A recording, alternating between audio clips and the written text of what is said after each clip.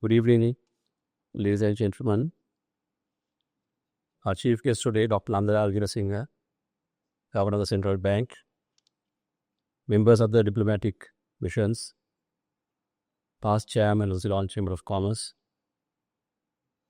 vice chairman Mr. Krishan Balendra, deputy vice chairman Vinkumar Tivatanti, CEO of the Ceylon Chamber Bunika Bahu Pereira, my board of directors of the Ceylon Chamber, members, ladies and gentlemen.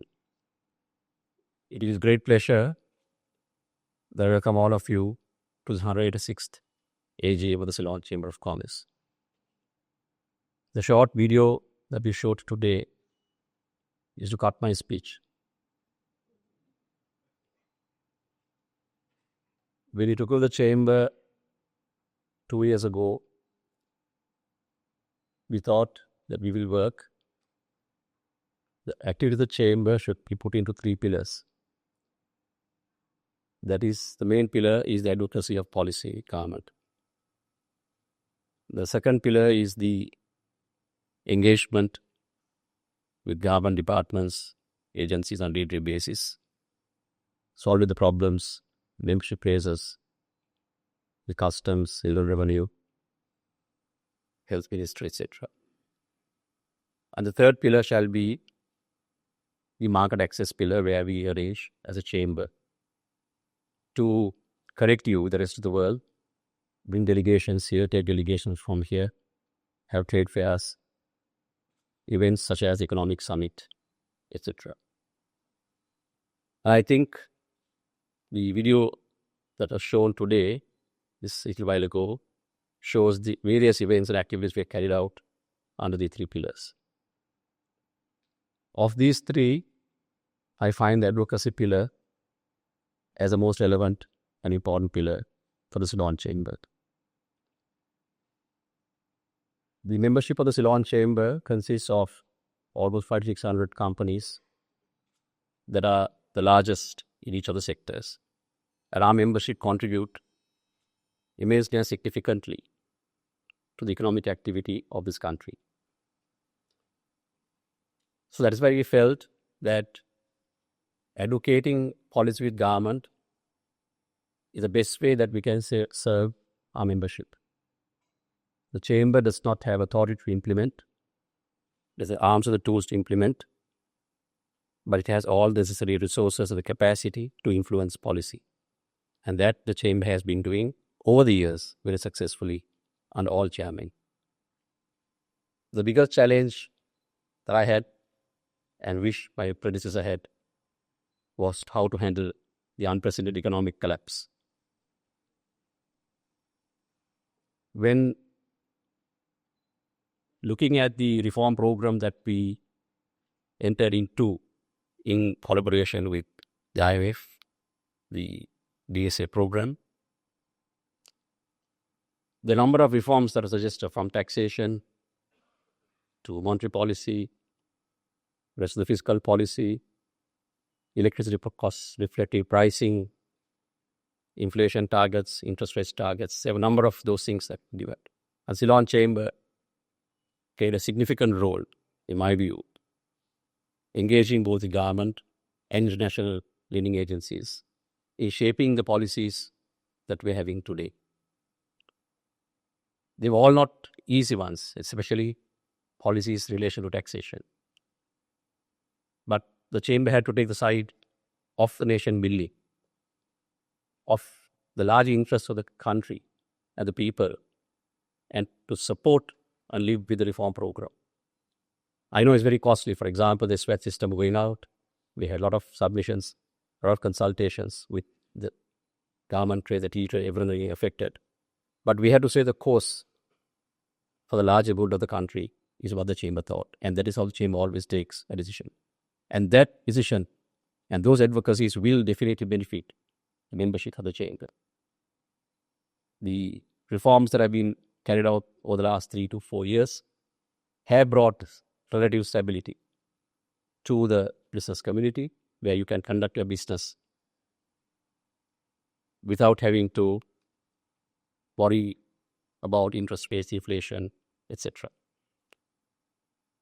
But the biggest risk that we saw is not the reforms alone, but the political risk of carrying out these reforms consistently throughout. And that is why the Ceylon Chamber, I believe, played a fairly active role in aligning all political parties from the outset, in making sure that we have consensus amongst all of them to carry out the program that we started. I think my predecessors, Krisha and I, used to hopping from ambassador's house to high commissioner's as there was crisis. A lot of time we spent together to see how we can bring about this settlement. So I think because we saw the biggest risk of derailing this whole process is the political risk. And I believe the chamber has been able to successfully align with all political parties, a present situation, and carry it through even after a government change. And that is the biggest contribution the chamber has made, in my view, that has benefited all the membership of the chamber immensely and the people at large of this country. But that alone won't be enough. We need to look at growth and how to grow this country. I think now we're on that trajectory where reforms are continuing, but there's space created for investment, both local and foreign. And that is why I feel that the pillar that we have started on investment and trade, we had a significant amount of events. We had several delegations. In fact, 2 weeks ago, we had a delegation from China. We had more than 100 businessmen that accompanied the Deputy Minister of Commerce of China, came to Sri Lanka, and would engage with a lot of our business community. We had 2 visits from Thailand. We had visits from Turkey, Indonesia, where we delegation from here to there. And I believe there's another delegation from India that is coming towards the end of this month. So I think we have played a fairly active role in the trade diversification, encouraging trade, and try to facilitate our membership to connect with the rest of the world. We have had the Sri Lanka Economic Summit year on year very successfully. But this year we introduced 2 new events.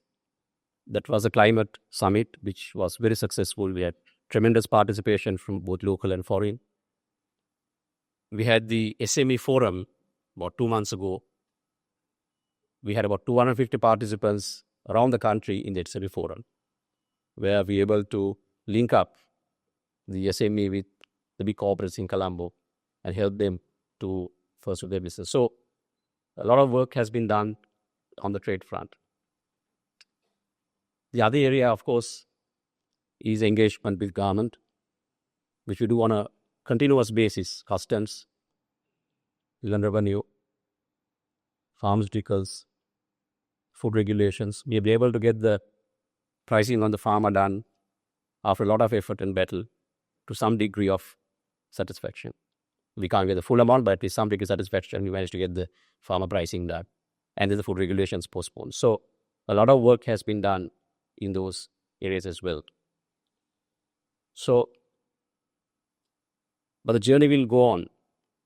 Institutions will carry on. People come and go, institutions will go on. And I'm sure that Krishan, Bingu and the team will give the leadership the chamber requires and the guidance it requires to take it from here to a different level. So I want to thank both Krishan and Bingu for the tremendous support they gave me during my tenure as chairman. Past chairman who helped me. Emanating of the chamber staff, headed by Boneka, Aliki and the team, who helped me tremendously in this whole last 2 years that I had to do. So I also want to particularly thank Mirinda Rajapaksa, who helped us quite a lot in getting our communication and branding strategy. And my entire board, who helped me quite a lot throughout these last 2 years. And the committee of Ceylon Chamber. So I am relinquishing one head today. I hope I can do the rest thereafter. So once again, ladies and gentlemen, thank you very much for being here today and for the support that you have given us. by coming today is an encouragement, and I used to wish everyone success. Thank you very much.